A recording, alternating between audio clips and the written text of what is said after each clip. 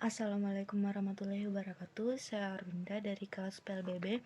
Di sini saya akan menjelaskan secara ringkas mengenai proses identifikasi dini terhadap anak tunanetra. Nah, sebelum kita beralih kepada materi yang akan saya bahas, yaitu mengenai proses identifikasi dini terhadap anak tunanetra, terlebih dahulu saya akan membahas mengenai pengertian dari proses identifikasi dini pada anak tunanetra. Nah, proses identifikasi dini terhadap anak tunanetra sendiri merupakan sebuah proses yang dilakukan atau usaha yang dilakukan untuk dapat mengetahui apakah ada atau tidak adanya sebuah gangguan yang disandang oleh anak yang kita identifikasi, baik gangguan dari fisik maupun gangguan motorik yang dapat mengakibatkan ketunanetraan pada anak. Nah, itulah tadi sedikit pengertian dari apa itu proses identifikasi terhadap anak tunanetra. Selanjutnya kita beralih ke bagian alat, media, ataupun bahan yang digunakan dalam melakukan proses identifikasi terhadap anak tunanetra. Nah, dalam melakukan sebuah proses identifikasi terhadap anak tunanetra, sebaiknya kita menggunakan media, alat, ataupun bahan yang bersifat anak dapat bermain sambil belajar, sehingga dapat memudahkan proses kita dalam melakukan identifikasi dini terhadap anak tunanetra. Nah, itulah tadi sedikit penjelasan dari saya mengenai alat, media, ataupun bahan yang dapat kita gunakan dalam melakukan proses identifikasi dini terhadap anak tunanetra. Selanjutnya kita beralih ke metode ataupun cara yang dapat kita lakukan dalam melakukan proses identifikasi dini terhadap anak tunanetra.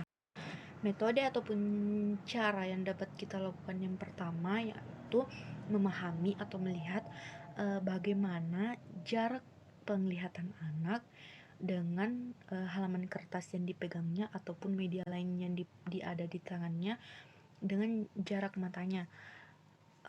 Misalkan jarak penglihatannya itu kurang dari 10 cm, sekitar 15 cm, ataupun sekitar 20 cm. Nah, metode yang kedua yaitu memahami bagaimana cara melihatnya. Apakah anak tersebut melihat gambar ataupun tulisan yang dilihatnya itu dengan menggunakan kedua matanya ataupun hanya menggunakan mata sebelah kanan atau sebaliknya yaitu mata sebelah kiri.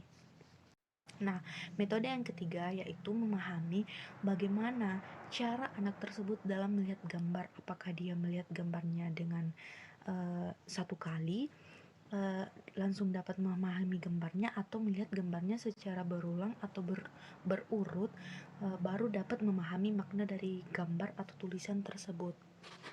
Nah, selanjutnya metode yang keempat yaitu memahami bagaimana reaksi atau tanggapan anak setelah melihat gambar atau tulisan yang telah kita tunjukkan tadi.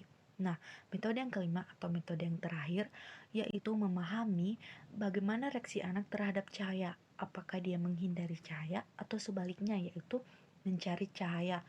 Baru dapat memahami gambar atau tulisan yang kita tunjukkan.